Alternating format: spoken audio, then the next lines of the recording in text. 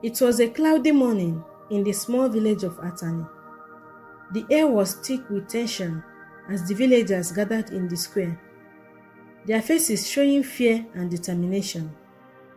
They had decided to confront Nonye, a woman who had been pregnant for unbelievable 10 years.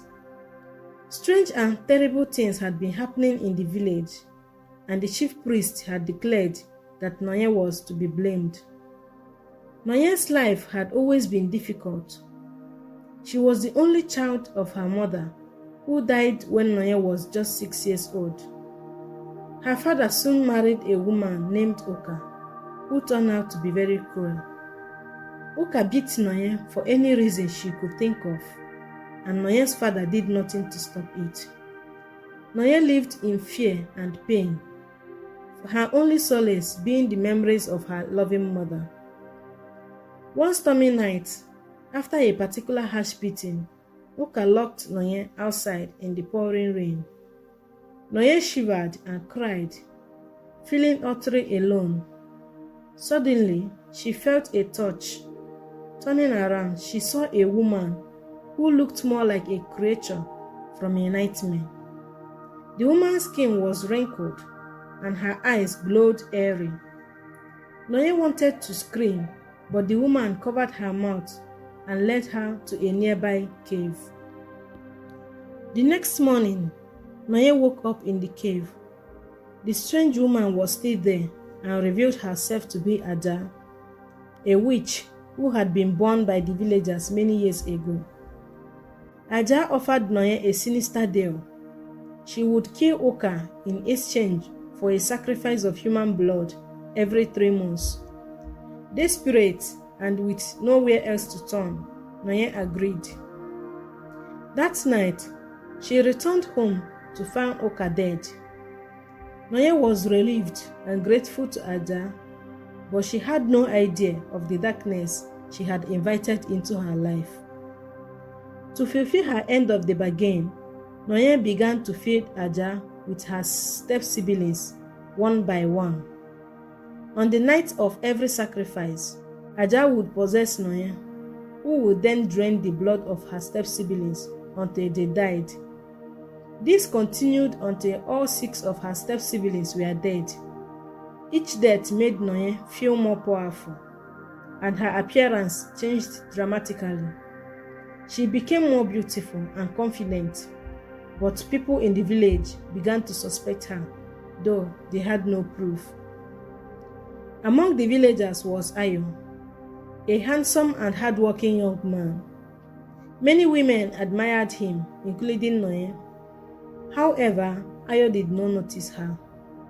When Nonye learned that Ayo was planning to marry another woman, she was devastated.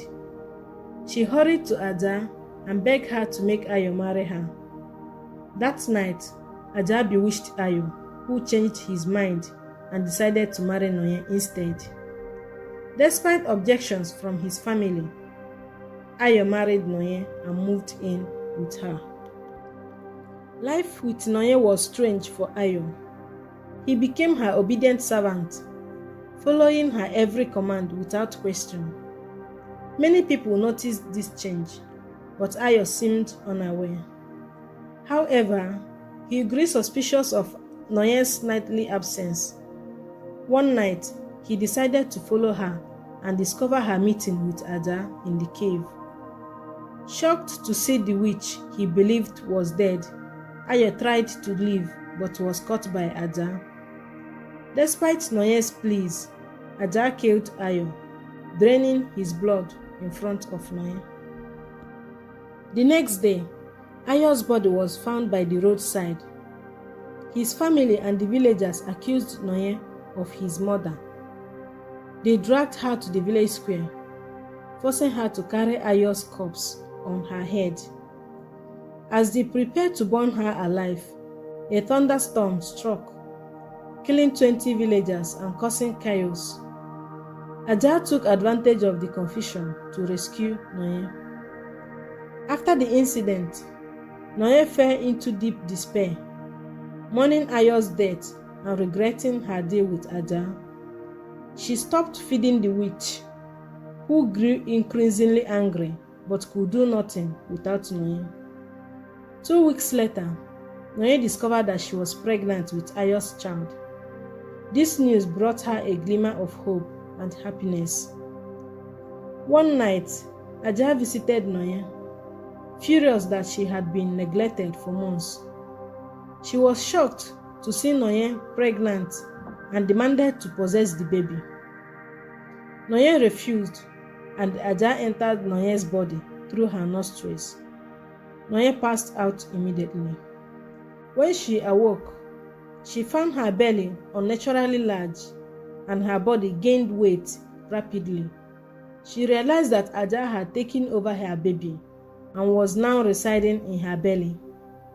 Every night, Aja would leave Nonye's body as smoke to hunt, returning before dawn. Nonye was left exhausted and mute, unable to seek help. This continued for months. When Nonye reached her 9th month of pregnancy, she hoped to give birth and find peace, but Aja cruelly told her that she would be pregnant forever.